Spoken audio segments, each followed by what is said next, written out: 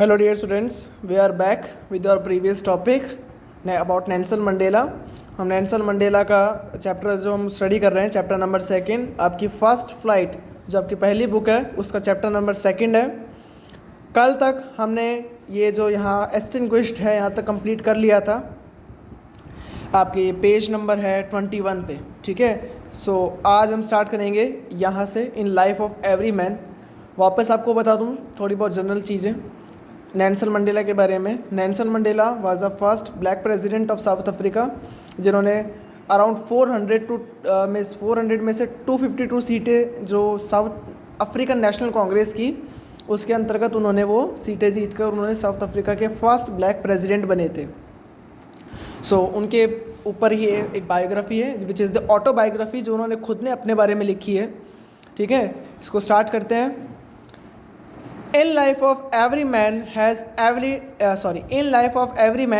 twin obligations to his family, to his parents, to his wife and children, and he has an obligation to his people, his community, his country. कि हम सब जानते हैं एक man के जीवन में, एक आदमी के जीवन में दो तरीके के कर्तव्य होते हैं जो ऑब्लिगेशंस होते हैं उसको निभाना पड़ता है, फुलफ़िल करना पड़ता है. The first one is for his family, to his parents and his wife and his childrens. यानी अपने बच्चों के परिवार के प्रति पहला ऑब्लिगेशन. ओके. हाँ स्टूडेंट्स, तो अपन कहाँ पर थे, कंटिन्यू करते हैं कि जैसा मैंने आपको बताया कि एक व्यक्ति के जीवन में, एक आदमी के जीवन में दो तरीके के ऑब्लिगेशंस होते हैं जिसको उसको फुलफ़िल करना होता है. फर्स्ट वन फैमिली के लिए, पेरेंट्स चिल्ड्रंस के लिए, and the second one is for his people to his country. यानी उसकी जो कंट्री के जो पीपल हैं उसके प्रति, उसकी कम्युनिटी के प्रति. ठीक है. तो ये दो ऑब्लिगेशंस के बारे में नेल्सन मंडेला ने हमें डिस्क्रिप्शन में बताया है. ये बताया हमें कि दो ऑब्लिगेशंस जो होते हैं हर एक व्यक्ति को फुलफ़िल करने पड़ते हैं. ठीक है. देन आगे कंटिन्यू करें.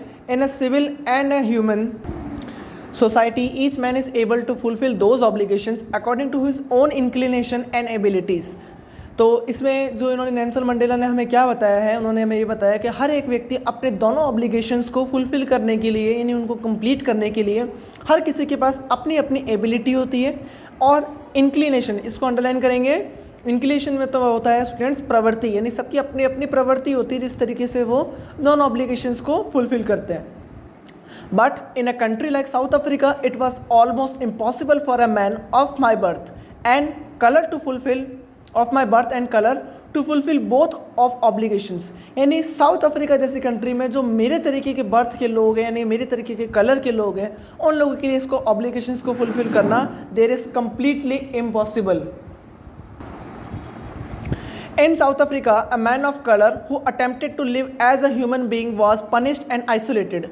In South Africa, a man who tried to fulfill his duties to his people and is inevitably ripped from his family and his home and was forced to live life apart, a tireless existence of secrecy and rebellion.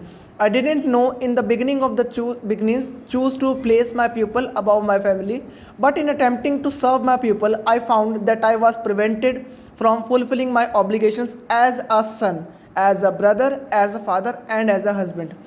In this paragraph वो हमें बता रहे हैं कि south Africa में हम जैसे colour के लोग, यानी काले कलर के लोग जो होते हैं, उनको अगर वो अपने ऑब्लिगेशंस को फुलफ़िल कर रहे हैं, अपनी फैमिली में अगर वो खुशी खुशी रह रहे हैं, तो वो उनको रहने नहीं दिया जाता, उनको पनिश्ड करा जाता है. और आइसोलेटेड मतलब आप सब जानते हैं स्टूडेंट्स, उसका मतलब होता है अलग कर दिया जाता है.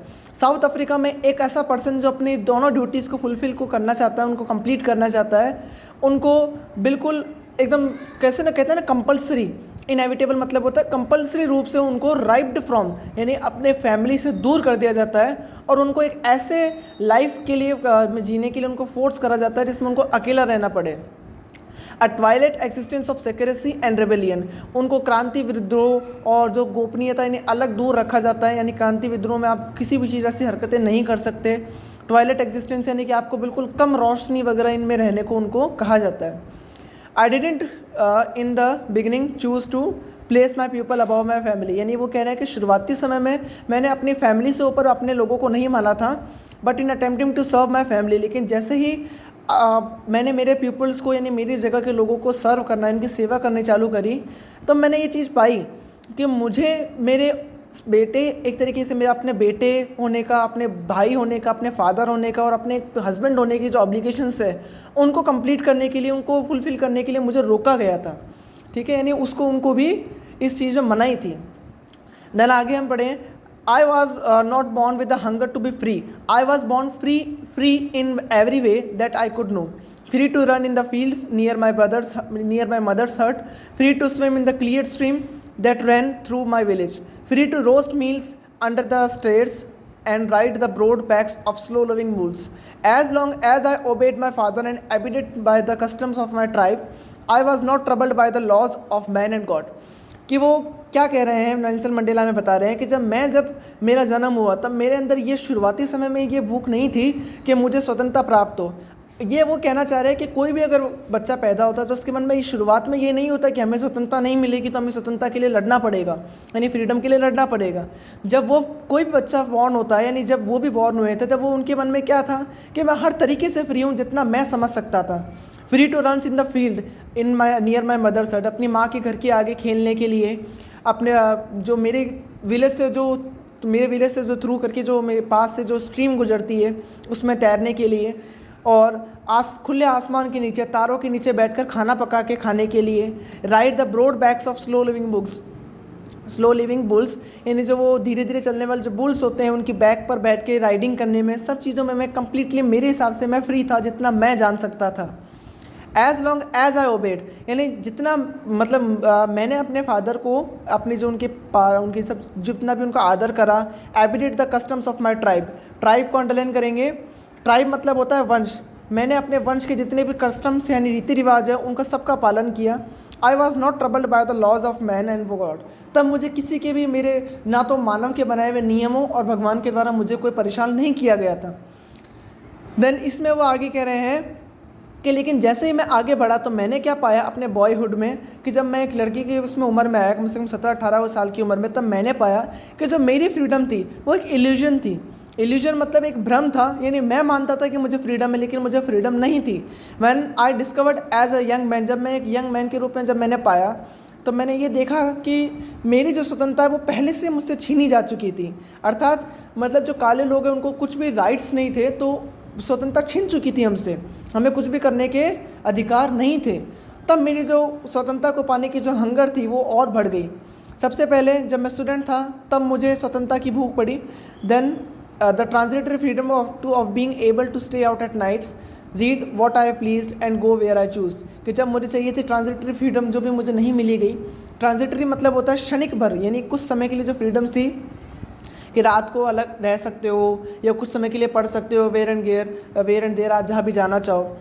Letter as a young man in Johannesburg I yearned, इसको अंडरलाइन करेंगे। यर्न का मतलब होता है तीव्र इच्छा। I yearn for the basic and honorable freedoms of achieving my potential, of earning my keep, of marrying and having a family, the freedom not to be obstructed in a lawful life। कि जब मैं Johannesburg में आया तब मैंने ये पाया कि जब मेरी इच्छा बहुत ज़्यादा इस बात को लेकर बढ़ गई कि अब मैं भी एक ऑनरेबल यानी अच्छा अपनी एक लाइफ जीना चाहता हूँ फ्रीडम से, जिसमें मैं मेरी अर्निंग यानी जो मैं कमाना चाहूँ वो मैं कमा सकूँ, जितना जहाँ पर जाना चाहूँ वहाँ जा सकूँ, अपनी शादीशुदा लाइफ को भी अच्छे से उनको निभा सकूँ, और मेरा जो जीवन है उसको कोई भी लॉज वगैरह से उसको परेशान नहीं किया जाना चाहिए, यानी कि कानूनन रूप से मैं अपनी लाइफ को फ्रीली जीऊँ। लेकिन but then I slowly saw that not only was not free, कि जैसे जैसे मैंने देखा कि केवल मैं ही नहीं हूँ जो फ्री नहीं है, but my brothers and sisters were not free, यानी जो मेरे भाई बहन हैं जो मेरी तरह के लोग हैं वो भी फ्री नहीं है। ठीक है, मैंने ये पाया कि हम सबकी जो स्वतंत्रता है वो कर्टेल्ड को अंडरलाइन करेंगे। कर्टेल्ड मतलब आपको यहाँ पर दिया है रिड्यूस्ड, यानी जो हमारी जो जितनी भी स्वतंत्रता थी वो ऑलरेडी पहले से कम कर दी गई थी। ठीक है, हमारी जो स्वतंत्रता थी वो हमें नहीं दी गई थी। That is when I join, इसलिए उन्होंने अफ्रीकन नेशनल कांग्रेस को AFC को ज्वाइन करा था, as we have studied in the earlier lecture. And that is when the hunger for my own freedom became the greater hunger for the freedom, इसलिए मेरी जो भूख है स्वतंत्रता के लिए वो और भी बढ़ गई। And of also for my peoples, मेरे लोगों के लिए भी। It was this desire for the freedom of my people to live their lives with the dignity and self-respect that animated my life. ये इसी चीज़ ने मेरे जीवन में एक आनंद उमंग भर दिया, जिससे मैं मेरे लोगों को और मैं खुद भी अपना जीवन डिग्निटी यानी गरिमा से और सेल्फ रिस्पेक्ट के साथ मैं जी सकूँ। इस चीज़ ने मुझे ऐसे उन लोगों को ट्रांसफॉर्म कर दिया जो कि एक डरे हुए व्यक्ति से एक बोल्ड व्यक्ति में कन्वर्ट हो गया, और एक लॉ अबाइडिंग अटर्नी यानी लॉ अबाइडिंग वकील या लॉ का पालन करने वाले वकील या एक सामान्य व्यक्ति को उसने एक क्रिमिनल में कन्वर्टेड कर दिया, और एक फैमिली लविंग हस्बैंड जो अपने फैमिली से प्यार करता है उसको एक ऐसे व्यक्ति में कन्वर्ट कर दिया जो कि घर से अकेला रहना पसंद करने लग जाए। I am no more virtuous और self sacrificing than the next man. हालांकि मैं उन बाकी सब लोगों की जैसा इतना गुणी और सेल्फ सेक्रीफाइसिंग नहीं हूँ, but I found that I could not even enjoy the poor and limited freedoms I was allowed when I knew my people were not free. लेकिन मैंने ये पाया कि मेरी तरह बाकी सब लोग जो हैं उन सबको बहुत कम और लिमिटेड फ्रीडम्स हैं जिनसे हम लोग अपने जीवन को जी सके। जब मैंने ये पाया when I knew my people were not free, जब मैंने पाया कि मेरे खुद के लोग भी फ्री नहीं है, फ्रीडम इज़ इनडिविजिबल। अब वो कह रहे हैं कि फ्रीडम जो है इनडिविजिबल है, फ्रीडम अभाज्य है। फ्रीडम वो चीज़ नहीं है जिसके आप टुकड़े कर सको कि इसके लिए इतनी है, इसके लिए इतनी रहनी चाहिए, ऐसा नहीं होना चाहिए। The chains on any one of my people were the chains on all of them. यानी एक व्यक्ति पर जो चेन वो सब लोगों पर, यानी एक चेन मतलब बंदिशें। The chains on all of my people were the chains on me. यानी एक व्यक्ति पर चैन बाकी सब लोगों पर लगी हुई जंजीरें हैं, और जो बाकी सब लोगों पर लगी हुई जंजीर है वो मेरे ऊपर पड़ी हुई जंजीरों के बराबर है। यानी जो मेरे लोगों पर जो समस्या आती है वो मेरे पर लगने वाली समस्याओं के बराबर होगी। I knew that the oppressor must be liberate just as surely as the oppressed. कि मैं जानता था कि जो ऑपरेसर यानी जो यातना देने वाला वो होता है वो भी उतना लिबरेट है, उसको भी उतनी स्वतंत्र होना चाहिए जितना कि ऑपरेस्ड यानी जिस पर यातनाएं की जा रही हैं। A man who takes away another's man's freedom is a prisoners of hated.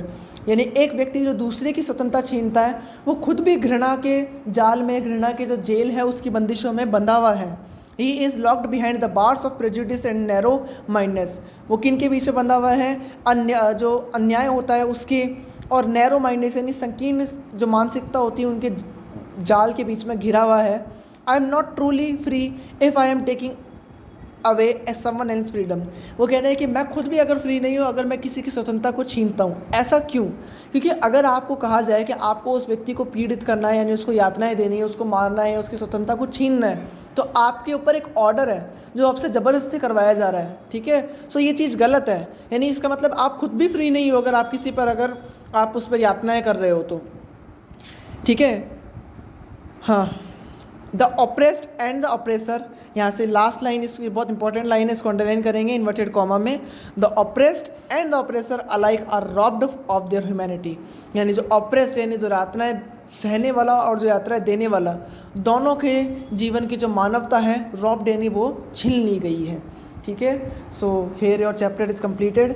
ये चैप्टर आपके नेल्सन मंडेला के बारे में था। He is a Nelson Mandela, यहाँ पर आपको पिक्चर दी हुई है। तो ये चैप्टर उनके बारे में था कि किस तरीके से उन्होंने अपनी लाइफ में as a first black president उन्होंने इतना बड़ा सबसे पहले जो एक कदम उठाया, ड्रास्टिक चेंज लाए, और किस तरीके से उन्होंने अपने लोगों को, पीपल्स को फ्री करा। ठीक है, हमने ये भी देखा कि जो उनके इस ड्रास्टिक चेंज के बाद में किस तरीके से 2 नेशनल एंथम्स गाए गए। वो उनके लिए क्या था? एक प्राउडफुल डे था। सो इस तरीके से हमने इस चैप्टर में पढ़ा नेल्सन मंडेला ने किस तरीके से जो चेंजेस करें। अब हमने चैप्टर कंप्लीट कर लिया है। सो अब आप लोगों की, सभी स्टूडेंट्स की क्या ड्यूटी बनती है कि आप लोग एक बार इस चैप्टर को वापस रिवाइज करेंगे। जो हार्ड वर्ड मीनिंग्स है जिनको आपको मैंने अंडरलाइन कराया है, कुछ की पॉइंट्स हैं, कुछ की लाइन्स हैं, उनको भी वापस रीड थ्रू करेंगे, और कुछ जो इंपॉर्टेंट लाइन्स हैं उनको लर्न भी करना है। ओके डियर स्टूडेंट्स, सो आपका यहाँ पर चैप्टर कंप्लीट होता है। Okay, have a great day.